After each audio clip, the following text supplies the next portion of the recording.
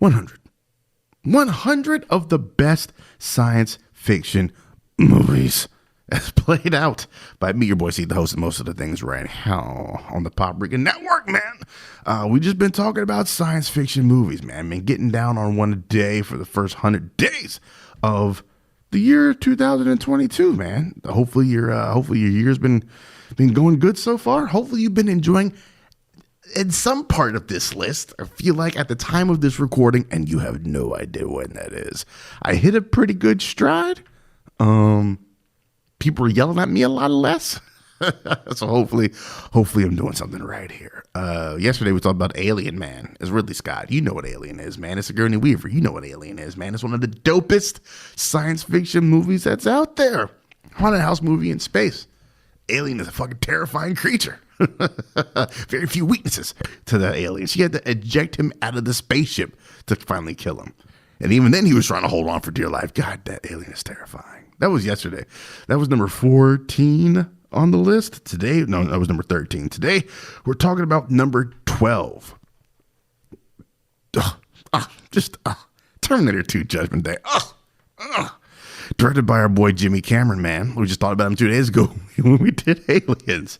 Oh, man, one of the best movies there is. The tagline for this, it's nothing personal. Give it to me. Inject that tagline right into my veins. A3 pluses for that tagline. Nearly 10 years have passed since old soft-ass Sarah Connor was targeted for termination by a cyborg from the future. To me, it was a Tuesday. Now, her son John, the future leader of the Resistance, is the target for a newer, more deadlier Terminator. Once again, the Resistance has managed to send the Protector back to attempt to save John and his mother, Sarah. Everything about this movie is fucking brilliant. The fact that you have the person who was one of the wildest antagonists we'd seen back in 1984, something like that, when Terminator came out, come back to now be the hero of the joint. Usually you see shit like that happen in like serialized storytelling where you got this horrible bad guy, like comics do, like Magneto, right? You got these horrible bad guys who every once in a while, you just got to freshen these cats up. You just can't have them being pieces of shit for like 25 years. And every once in a while, they get that slow arc where all of a sudden you're like, hold on, is he with the good guys now? That's exactly what T2 was in one movie. Arnold comes back, man. He's still looking good. He's still got it. He's still got the muscles are there. He's stepped up his acting game a little bit, which is a lot of subtlety happening in this movie from Arnold. I think a lot of people tend to miss that. Linda Hamilton was all gunsed out by this point. I think her and Cameron might have split by this point. I can't remember, but she's all gunsed out, biceps just fucking flexing all over the place for no reason whatsoever. Linda Hamilton looks good in this movie, and she can hold her own. We got what's your boy? What's his name? I lost it. I gotta go to the credits, guys. Joe Morton. This is the movie where the distrust of Joe Morton began. Like Jermon always says, don't trust Joe Morton with science. Shout out to Jermon Jackson.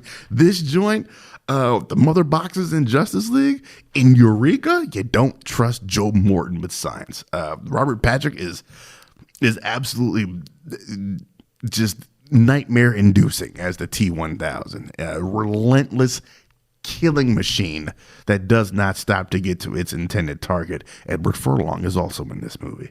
It is such a good, it's one of those that works great in no matter which genre you put it in.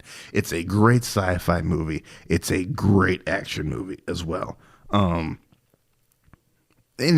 underneath all that, the John Connor, obviously without his dad, because Kyle Reese got clapped out in Terminator.